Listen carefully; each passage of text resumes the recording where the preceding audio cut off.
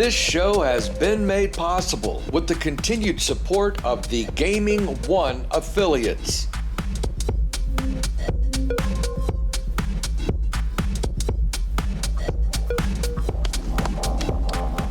Well, here we are. We've almost made it to the end of the year, and I'm tired, boss. I think I speak for everyone when I say 2020 can kiss my ass, and it can't end soon enough. After this week, I have just one more show to do, and then I'm officially off until January. And pardon me if I do say so myself, but I think I've earned it. And what better way to end the misery of this year than to deal with the review of the UK Gambling Act. Yeah. Now, we've seen this train barreling down the tracks toward us for quite a while, with every opportunistic politician hitching their wagon to it in an effort to further their careers. Now the terms of the review have been released, and they are all we could have hoped for, with over 40 questions that range from marketing to regulation and from deposit limits to advertising and so on and so on.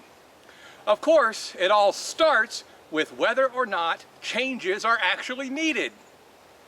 But we all know the answer to that, don't we? Operators at the Betting and Gaming Council are calling for an evidence-led review because, just like all of us, they know this is really a thinly veiled political witch hunt.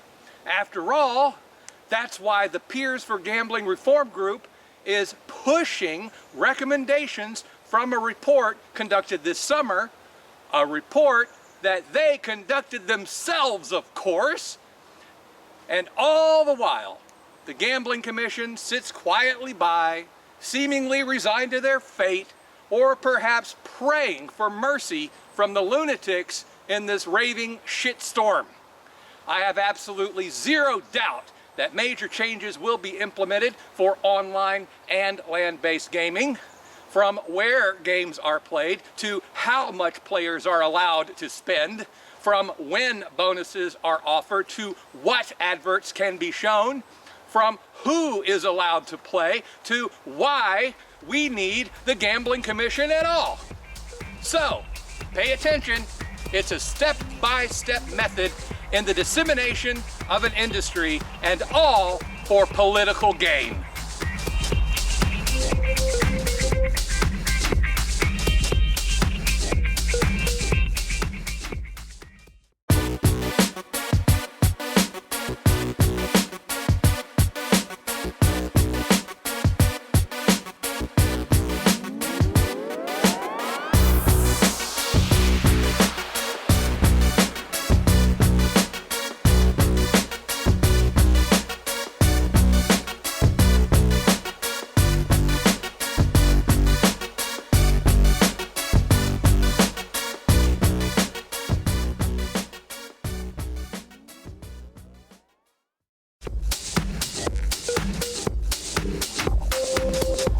I did want to mention that the APCW just released a new interview video where I speak with Casey Clark of the American Gaming Association about responsible gaming in America and how it relates to the current issues in the United Kingdom.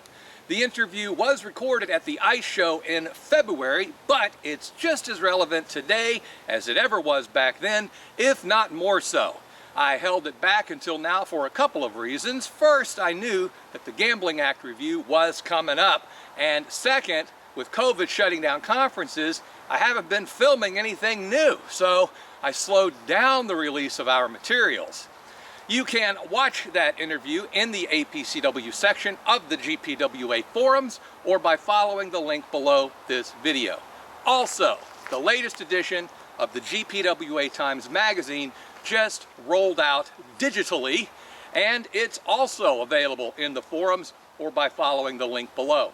Topics in this issue include a look back at our industry this year with the changes COVID brought to events and strategies, and even iGaming rankings, plus a look ahead to 2021 and all the hope that we may return to some normalcy, there are also interviews with affiliates and affiliate managers, so be sure to check that out. Lastly, if I may run my mouth for just a moment, I think that's the first time I've ever asked permission to run my mouth, a few final thoughts on the forthcoming review of the UK Gambling Act. My feeling is that anyone capable of putting their pants on in the correct direction, anyone capable of putting their pants on in the correct direction can clearly see where British politicians are steering this dialogue. Sure, they say it's about player protection. Sure, they say it's about protecting the kids. And in a peripheral sense, it is. But really, it's about their political careers and just, the mob mentality. I believe they will get most, if not all, of the changes that they're after. And I believe they will decimate the industry as we know it in the United Kingdom. And I believe they will break up the Gambling Commission. If there were ever a perfect example of a baby in a bathwater situation, this is it, my friends. And after these assholes destroy this business over there, destroy the tax revenues, and destroy the livelihoods of countless hardworking people in this business, well, they'll just slink back to the holes they crawled out of with no consequence. That's politics, folks. What a cheery way to end the second to last show of the year. Maybe next week I'll have some holiday cheer, but I wouldn't count on it. But who knows, God willing, maybe there will be. See you then.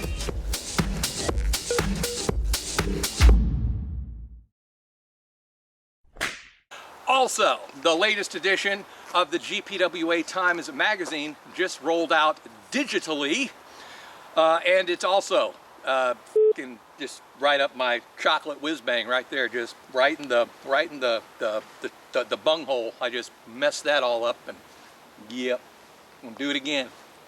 That's what I do.